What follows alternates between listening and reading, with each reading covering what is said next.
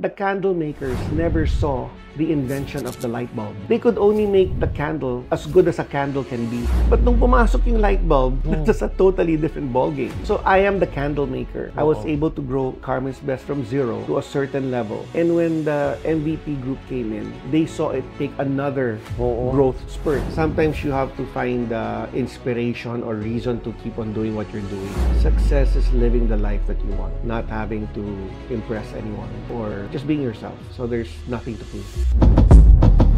Money Masters with Chin Key Tan.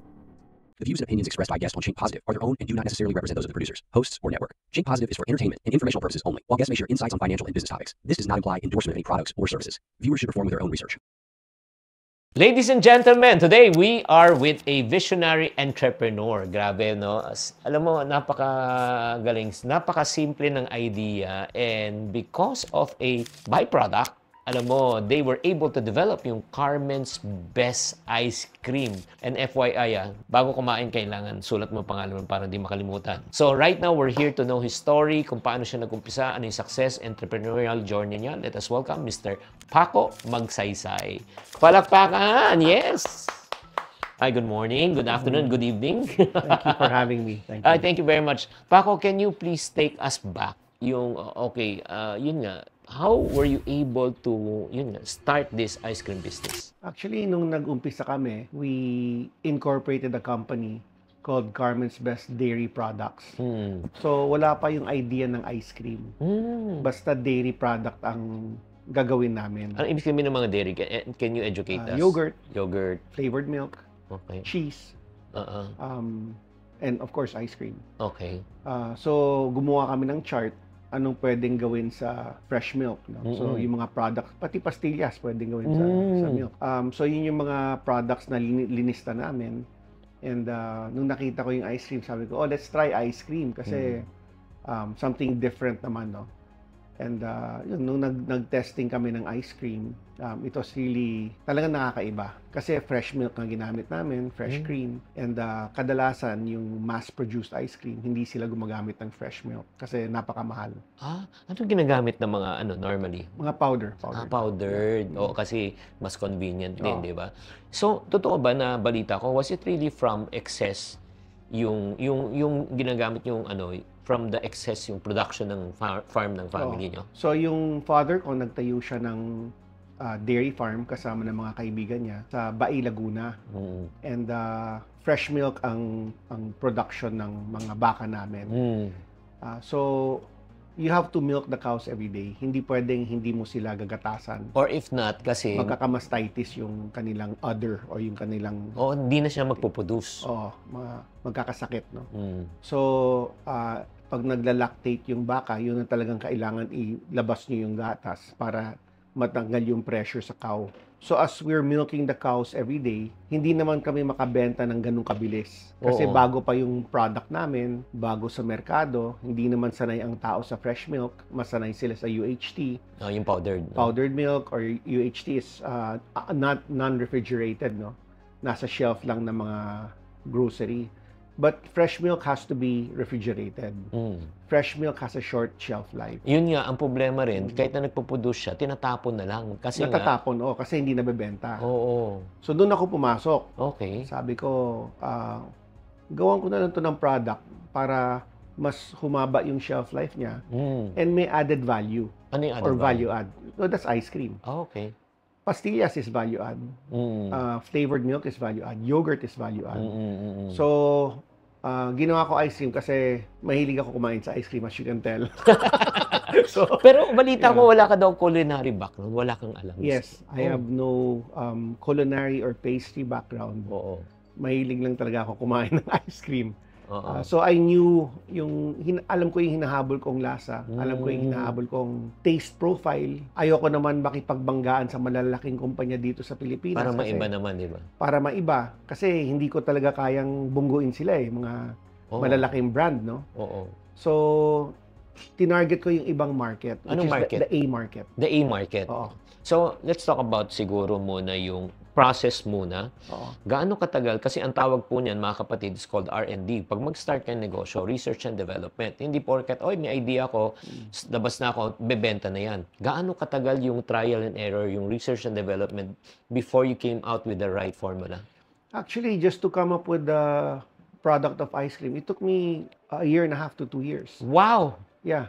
So, kasi nag-incorporate kami ng 2009. Nagbebenta kami, we started selling 2011. So, matagal kami nag-test ng kung anong dapat ibenta namin. Grabe.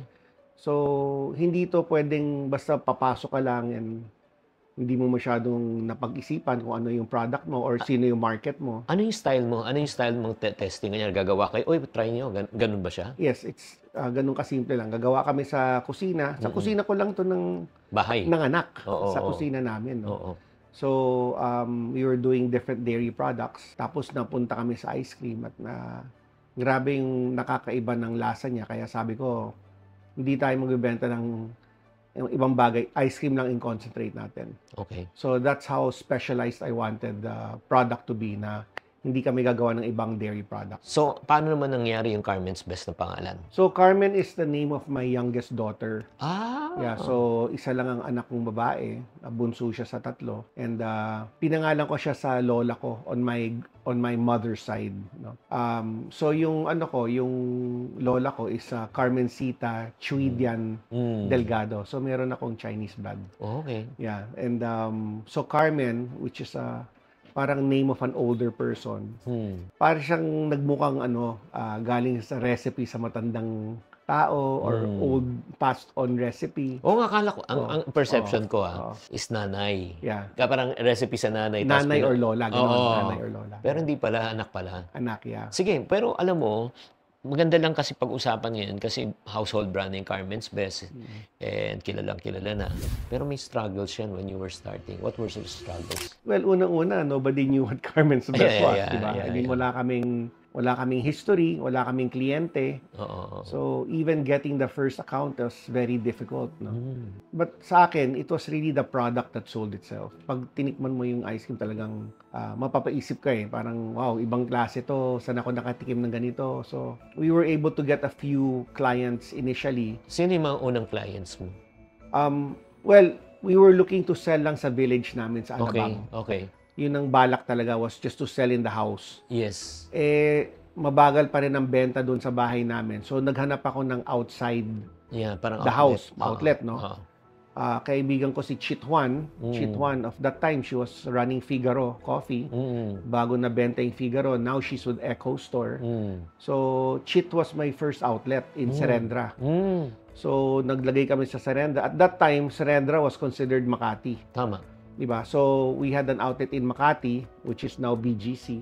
And then, meron siyang isang franchisee sa Echo Store, Quezon City, which is EDSA Corner, Quezon Avenue, malapit sa ABS-CBN. No? So, nagka-Makati and Quezon City kami. And tamang-tama, in 2011, paakyat yung social media. Facebook, no? Wala pang Instagram noong 2011. Wala po. Yeah. So, talagang boost kami ng boost sa Facebook. Kasi pwede mong piliin kung saan lalabas yung ad mo Tama. Pwede mong piliin kung saan Quezon lalabas City yung and ad. Makati lang. Or sino yung makakita, babae, lalaki, anong age range.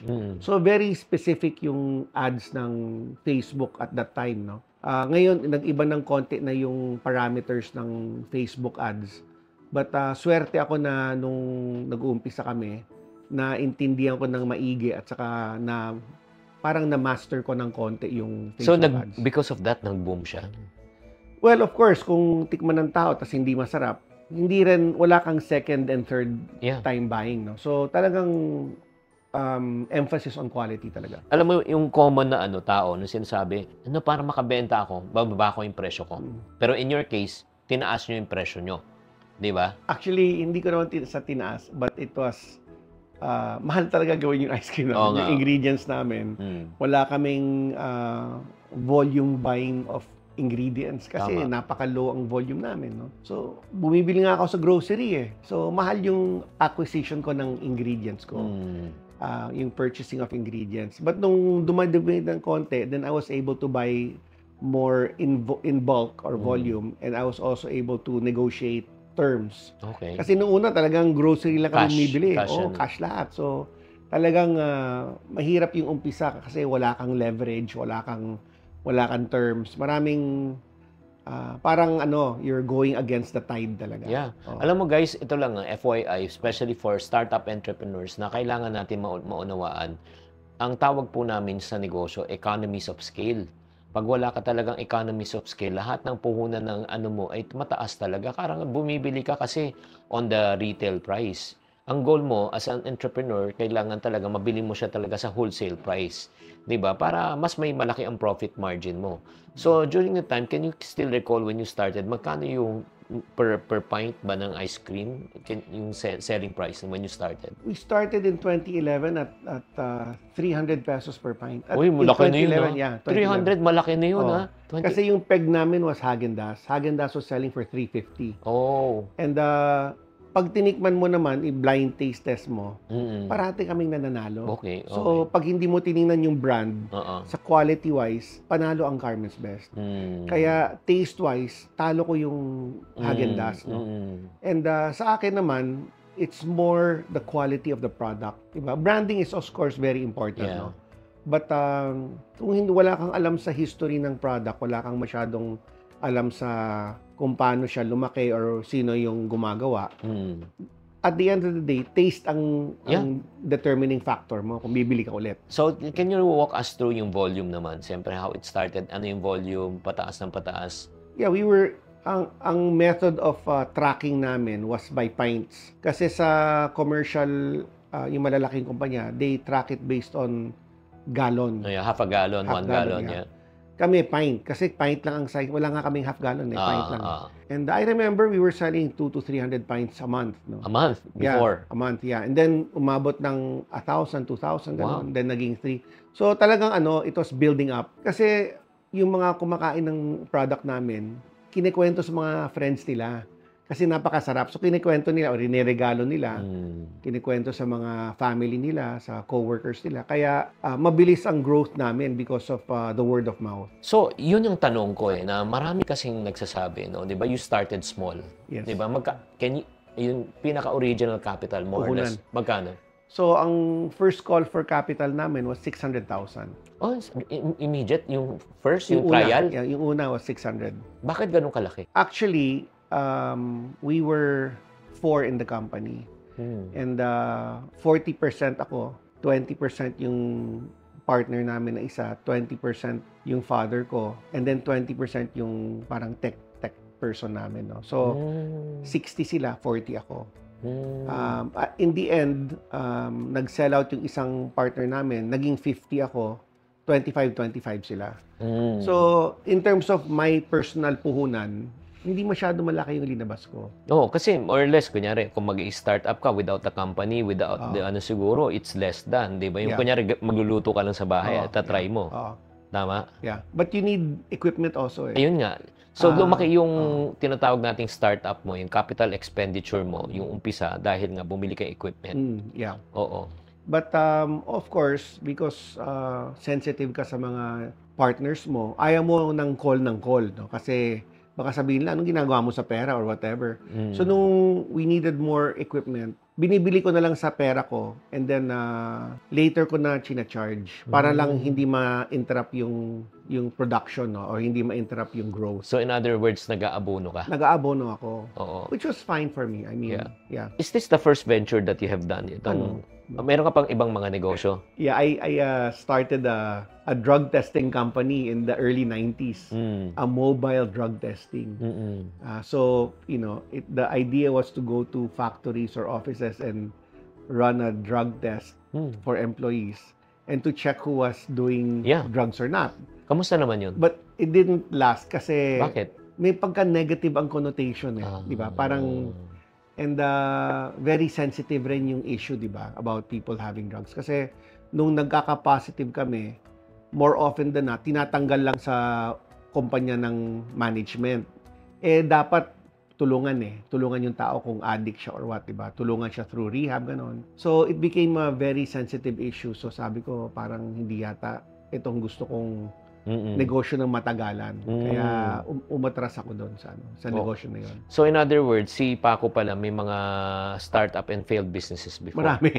Talaga? Marami, yeah. I think when you start up a business and it fails, ang dami mong learning di ba? So you start something, you fail, you start something. So marami kang learning, marami kang experience. And then later on in life, I mean, even us human beings, when we were in our 20s, ang dami natin ginagawang, tinitingnan natin parang ang tanga-tanga ko naman, ba't natin ginawa yun, no? So, with time, you have wisdom and you have more sense. Can you please give us one business na inumpisa mo na talagang sabi ko, okay, bakit mo ginawa yan? I started computer parts business in the US. Kasi doon ako nag-aral, doon ako nagtapos. And I was working for a company called Supercom. Supercom was a monitor company from Taiwan. Alam mo yung monitor noon, parang TV yun, di ba? Malaki. So ako yung tiga-karga ng out of the container vans. Ako nag-unload ng mga trucks. Bata pa ako, malakas ako noon So meron na akong isang dolly. Hindi pa automatic noon Ako by hand I was unloading the 18-wheeler trucks, no? In the summer, ang init noon. So I was thinking we were dealing with a lot of PC equipment companies. Kasi personal computer, hindi pa masyadong Apple noon This was the late 80s, no? Early 90s, no? So we were dealing with a lot of personal mga equipment, mga accessories. And naging friends ko sila. So I thought I could do it on my own. But very different nga, as you said, scale. You know, when I was buying things, I couldn't buy in the scale as the big companies were buying. So mataas ang cost ko. Then when I sold, I had to sell it even at a lower price pa just to get in. So ang liit ng margin ko. So, you know, like you said, you learn from all these businesses that you put up, and later on, lahat ng natuto mo, ginagamit mo sa bago mo negosyo. So in other words, nalugi yung Nalugi yun. Yeah, nalugi. So if there's one, kanyari may nakikinig ngayon, may nakikinig sa'yo ngayon, and then may bago na gusto magnegosyo. Ano yung sasabihin mo sa kanya? Ito yung mga things that you should not be doing. Well, I think, unang-una, dapat parang hilig mo, di ba? Kasi kung hilig mo, maski na Sabado-Linggo, okay ka lang magtrabaho, di ba? Kung isip mo is Monday to Friday ka lang magtatrabaho pag meron kang bagong negosyo, hindi mangyayari yan. Kung hindi, magsasarado yung business mo. You need to put a lot of time in the company that you put up. Pangalawa, siguro dapat yung managing risk, di ba? So, kung yari, let's say, nakatira ka sa Tagaytay, and gusto mo magbenta ng, let's say, fruits. Anong magandang fruit sa Tagaytay? Pinya. Tama. Di ba? I mean, ba't ka magbebenta ng saging? Saging is more in Davao, di ba? So, because you're in Tagaytay, look for what's available there. Di ba? So, parang you're lessening the risk. Making things a little bit easier for you. So, if you're gonna sell a pineapple product, maybe you can value add it. You can do it as dried pineapple or candied pineapple, di ba? So parang lalagyan mo ng konting value, not selling it lang as a pineapple, di ba? So tingnan mo kung saan ka, tingnan mo kung ano yung resources ng pamilya mo, baka may lupa kayo, pwede ka magtanim ng kung ano. I-soil test nyo muna, di ba? Soil test mo kung anong pwedeng itanim doon. So yeah, it depends on what you like to do, depends on what resources you have, depends where you live, di ba? So maraming factor.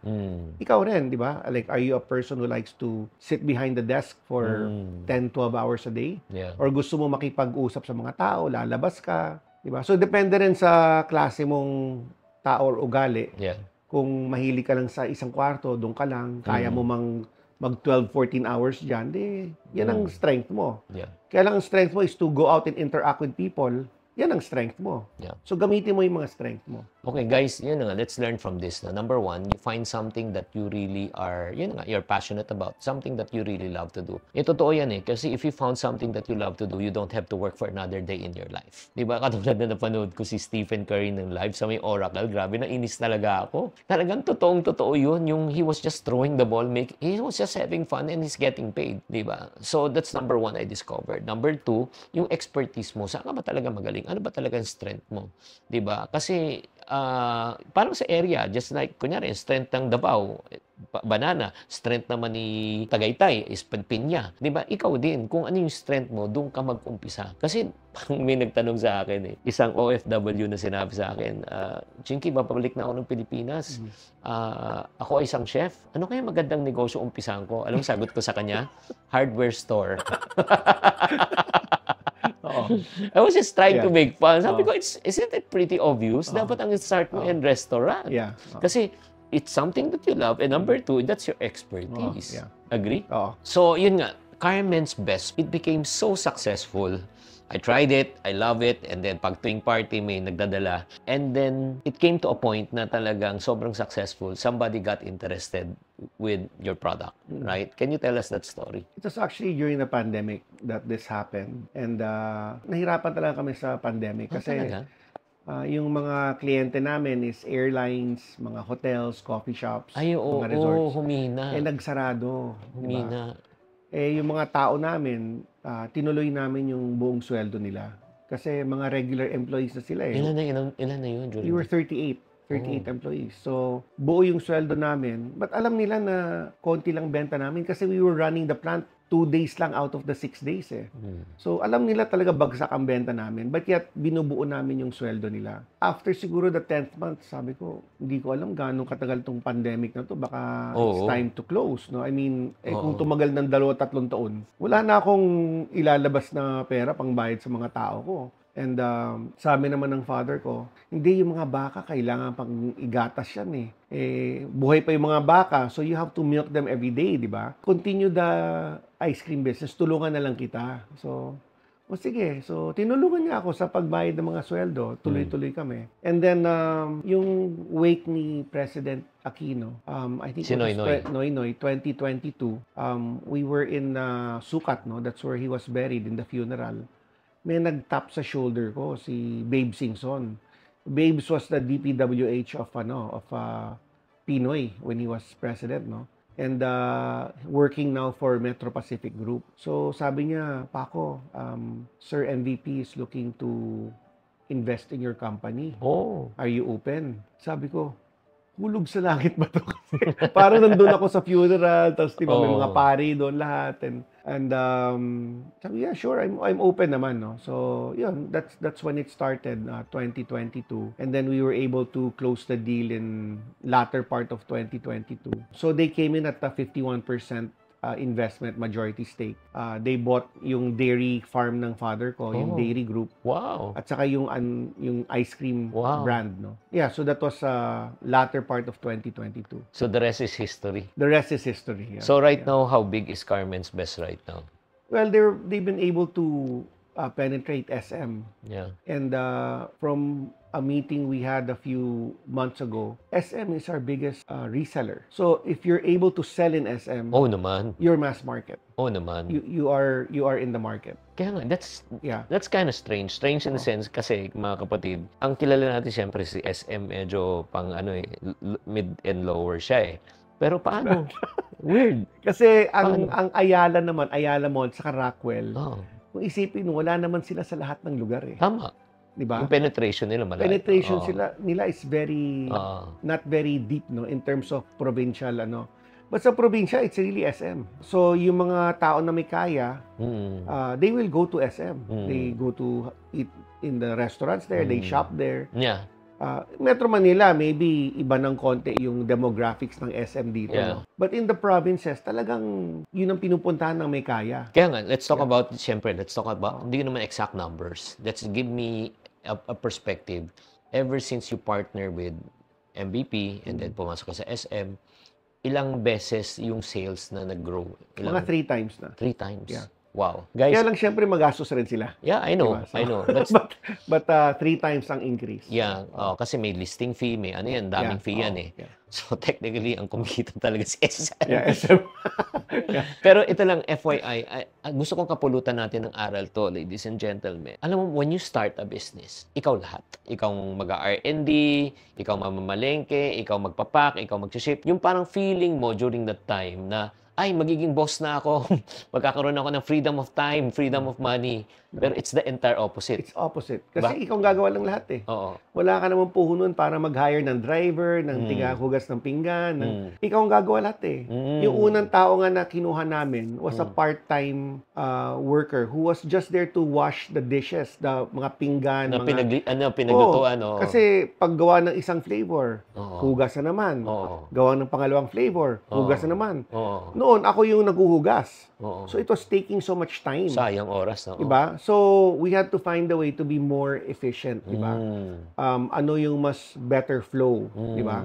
So you buy 2 of everything. So when you finish one, and the person's washing it, you can make salang the next one. Tama. Diba? So, ganun na yun. And then, habang lumalaki, nagdadagdag ka ng tao dito doon, and minsan part-time, minsan full-time. Eventually, talagang we had to hire and give na benefits and all that, SSS and all that. Guys, ito lang ang kapulutan natin ng aral ulit. Una, mag-uumpisa ikaw lahat.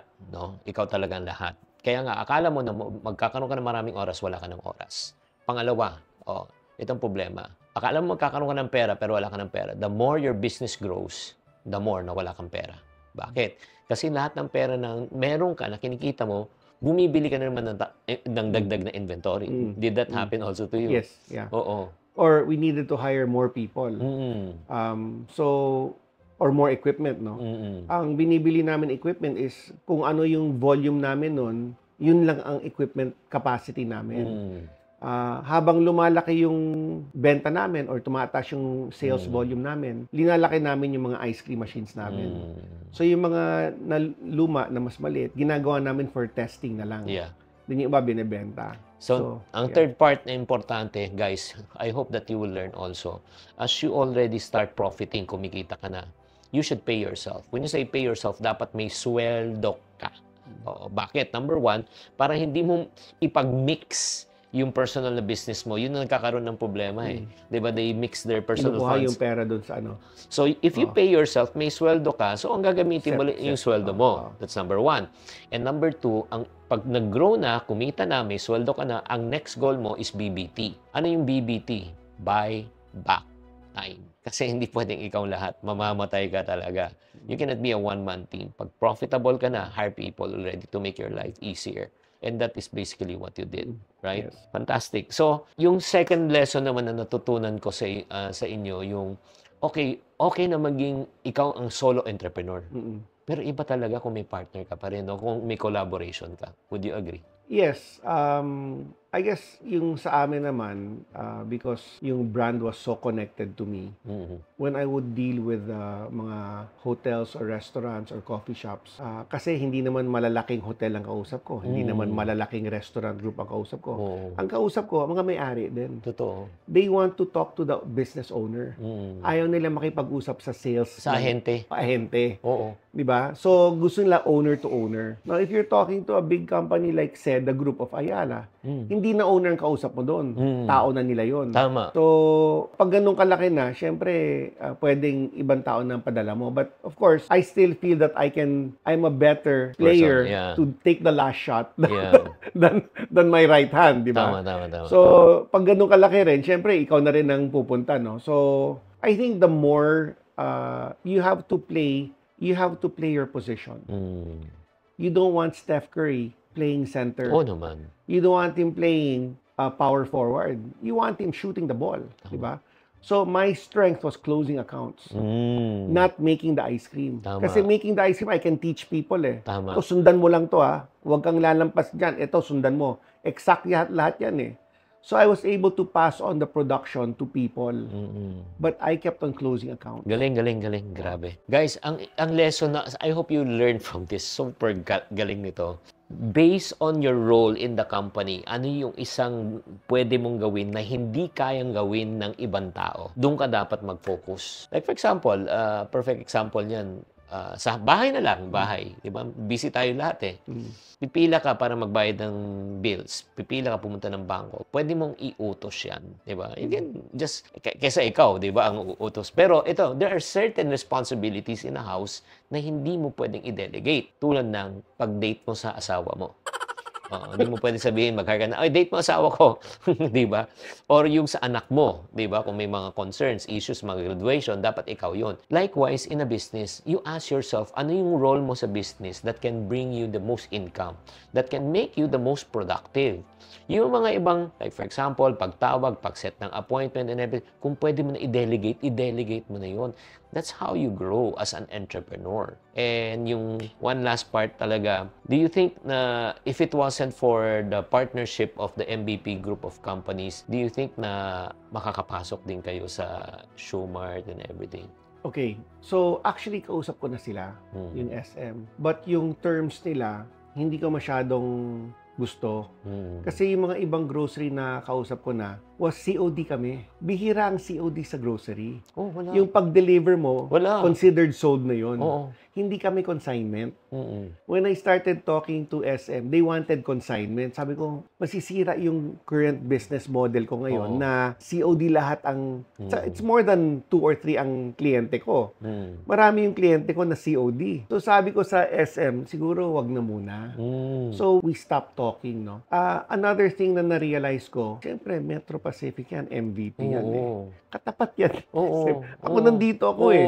Kilala ko nga sila, but I was negotiating from a point of weakness. Of course. Di ba? Ganito kami. Totoo. With MVP, it's like this. Yeah. Di ba? So, it was easier for them to close that deal than somebody like me who was coming from... Tama. From the bottom. From the bottom. Totoo. Di ba? So, maski na you're friends with them or you're whatever, pag wala ka masyadong leverage, muscle yan. Dehado ka. Oo. Dehado ka. So guys, it's very important also para mag-grow din ang business. So minsan kasi mga entrepreneurs nagtatanong they grow up to a certain scale pero hindi na siya lumalaki. Hindi naman hindi siya magaling. Hindi naman hindi magandang product. Yeah. Pero kulang lang talaga sa connection, experience, Yes. capitalization. Yes. Di ba? Yeah. Foresight. Yes. And then if you partner with someone, ito lang, talagang minsan talaga, parang yun nga bibigay ko yung kumpanya ko, paano na yun? Oo, you have 100% of something. Or you can have 20 to 50% of a big thing. Yes. Yeah. Is that what happened to I you? think this is exactly what happened to us, no? Because, I'll give the example of the candle makers in the olden times. The candle makers never saw the invention of the light bulb. They could only make the candle as good as a candle can be. But nung pumasok yung light bulb, that's a totally different ball game. So I am the candle maker. I was able to grow Carmen's Best from 0 to a certain level. And when the MVP group came in, they saw it take another growth spurt. So that's normally there's 2 growth spurts. The first growth spurt is, let's say, in Japsias Mang Inasal. He brought it to a certain level. And then, di ba, when he sold his 70%, it was 4 billion. Several years later, when he sold his 30%, it was more than 4 billion. Wow. Because that was his second growth spurt when the Jollibee Group already helped Mang Inasal grow to much more restaurants spread all over the Philippines. So yung second growth spurt is normally bigger than the initial value. So guys, ito lang ang importante talaga. You find the right partners talaga. Find okay lang na mag-start ka. Pero pag naghanap ka ng mga parang Justice League yan, di ba? Tama. Iba-iba eh. Di ba? Yung strengths. Hindi na ngayon, honestly, sa panahon ngayon, nagbago na talaga. It's never about any more competition. Wala na. Ang competition dati, kala natin soft drinks to soft drinks, ice cream to ice cream. Hindi na eh. Yeah, hindi na. Oo, ang competition mo na, like for example, ang pinaka-perfect na niyan, hindi naman pumatay, pero naka-affect sa sales ng soft drinks, lalo ng Coca-Cola. What particular brand and product? Can you remember? Na RTD rin, nung lumabas siya, talagang niyanig niya. Hindi sila parehong soft drinks, pero same category sa ready to drink. Was it Yakult? No. What? It was C2. Tama. When C2 came out, di ba? Iced tea. Di ba yung C2 sinabi niya it's a health drink pero may sugar din talaga. Di ba? Pero talagang nakuha yung market share. Nakuha yung market share talaga. Wala na ang competition nyo na ngayon, hindi na talagang pareho kayo ng That's funny, I was in Vietnam. Ang daming C2 doon. Di ba? They send C2 to Vietnam. Or they make it there. Yeah, they make it there. It's the brand C2. It's Exactly. Oo. So, guys, alam mo, ang panahon ngayon, it's not anymore competition, but what we call as co-opetition. You cooperate definitely with another probably stronger brand or same magtulungan na kayo. Wala na eh. Yeah. Paco, in your years of doing business, no, syempre, we want to pick your brains. Para sa mga taong nag-i-struggle, na kanyari, they grow their business to a certain, ay, wala na nangyayari. So, ano mo i-advise mo sa mga taong stuck? Well, that happens, no? I mean, I think it happened to me quite often also. Not only stuck, but you were thinking of closing the business. Di ba? Sometimes you have to find inspiration or reason to keep on doing what you're doing. It's also good to get feedback or input from other people.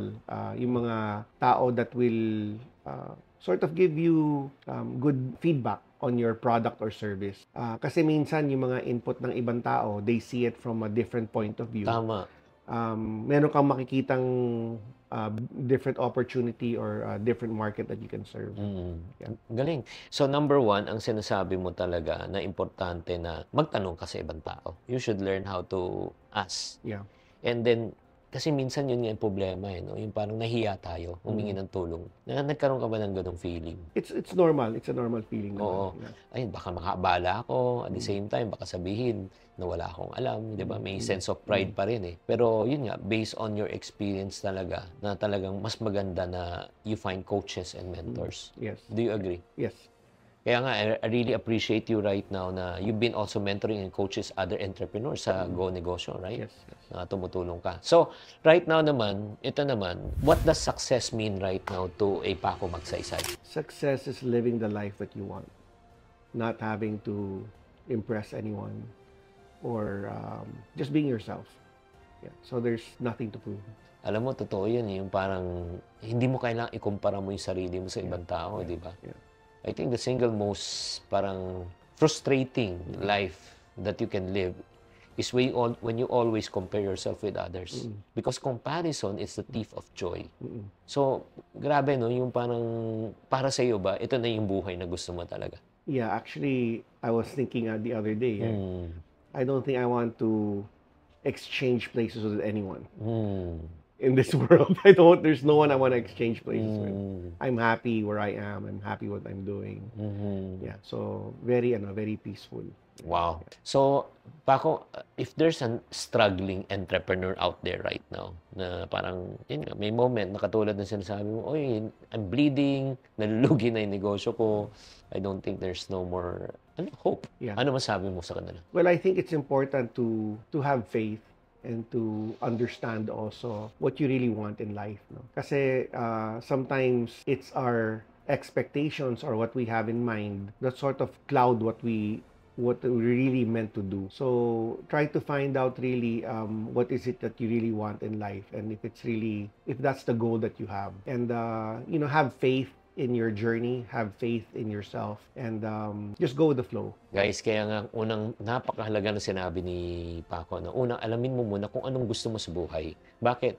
Pag hindi mo alam kung anong gusto mo sa buhay, napakahirap hanapin kung ano yung hinahanap mo, di ba? You just imagine, sabi mo sa isang tao, pakihanap nga yung yung isang bagay. Ano yung bagay? Basta maghanap ka. Hindi niya makikita yun because he doesn't know what. At ang daming taong ganun. They just go to the grind every day. They work, they earn money, but they don't know actually what they want in life.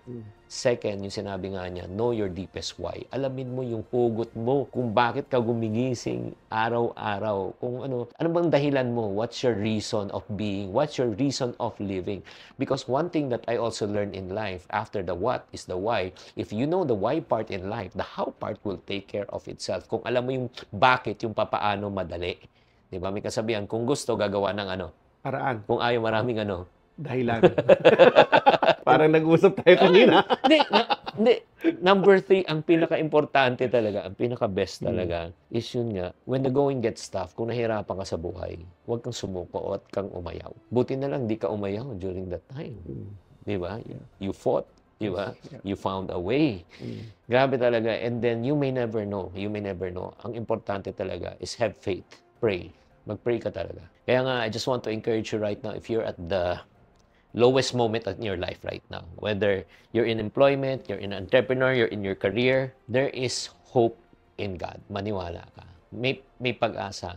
if God can do a miracle in the life of Paco sa Carmen's Best, nako, He can also do a miracle for you. Okay, Paco, can you please share naman where can they get in touch with you? What do you do right now? Ang dami ginagawa nito Alam mo yung Carmen's Best is one of only his babies. Meron pang mga iba pang mga businesses. Ano pa yung mga ibang businesses mo? Well, yung family business namin is my father started cable TV in the early 70s. So he's actually known as the father of the cable TV industry. Wow. So yun yung tinatakbo kong negosyo bago ako pumasok sa ice cream. I started working there mga 1993. Tapos I started the ice cream 2011. So that was a good 18 years of working in the family business. Tapos nag 180 degree ako shift from broadband internet, cable TV, to food manufacturing. Okay. So ang laki ng shift. Turnaround. But I think kung nasa puso mo siya, talagang hilig mo, and I think there's a chance naman that you can make something successful from start. So I want to how do they get in touch with you? How do they get in touch with you? In social media, I have LinkedIn and Facebook. Ano pangalan? Paco Magsaysay. Paco Magsaysay. Pero bago tayo magtapos, i-challenge natin si Paco with the wealth cards. Wealth cards, yes. Okay. I don't know if you believe this. How we were raised when we were young directly affects the way you view life and money today. Yeah. Kung may isang money lesson ka lang natutunan sa iyong father, what will it be? Well, he always said that maski na maganda yung takbo ng negosyo mo, always set aside some money because the good times will not last forever. Wow. Yeah. So yun ang sabi niya sa akin. So nag-iipon ka rin pala? Yes, of course. Kung nag-iipon, kailangan, bigyan na natin ng ipon cards. Oo. I-ipon challenge na lang natin si Paco. Oo. Okay. Alam ko, hindi na kailangan to, pero just for fun lang ba? Yeah. This is a deck of ipon cards. Kasi sometimes people find it boring. So, ang gagawin mo lang, pipili ka lang ng isang card. Any card. One card. Pick a peso bill challenge. Habang nakapikit ka, bumunot ka ng isang peso bill sa iyong wallet at ang mabubunot mo na peso bill, ihuhulog mo sa ipon box. Okay. So you pick and then after that, once you then kunyari, na pick mo 200 pesos. Ang lalagay natin dito, shadean mo yung 200 pesos. That's right. Tapos ilalagay mo yung barya dito at perang papel. Okay. Yan. This is what we call the ipon box. And without you knowing, guys, na makakasave ka ng 60,000. And don't forget the start date, end date, and para saan ka nag-iipon. I know you don't need this, but you can give this to your kids. Oo. Meron na ako nito. Meron ka na. Yeah, I gave you one already. Pero itong ipon cards, wala ka pa. Bago yan. 60 ipon cards for you. Thank you very much, Paco. Thank you so much. For your time. Maraming salamat. Thank you, sir. There you have it, guys. I hope that you are ministered, at the same time, you are enlightened. Kaya, guys, kung kayo nawawalan na kayo ng pag-asa, huwag kayo mawalan ng pag-asa. Tatandaan, ang mga taong nagwawagi ay hindi umaayaw at yung mga umaayaw ay hindi nagwawagi. Please tune in our channel and do subscribe and also follow and look at the other interviews na ginawa ko. I'm sure you'll be inspired. Tatandaan, tamang karunungan, tamang disiplina po ang susi sa pagyaman. And one of the things I realize is that the environment does not control you. You can control the environment. Yeah. So a lot of times people feel trapped, where I can't move, it's so difficult and all that. But it's really all within. What's stopping naman people from reaching their full potential? It's how you see yourself. A lot of people have that. Now, I want to be this. People are expecting this from me. Now, you lose yourself. You really lose what's important for you. I was just telling a client the other day, the opportunities are just there. Yeah. At your fingertips. Yeah. It's not the world that's blocking you. You're blocking yourself. Yeah.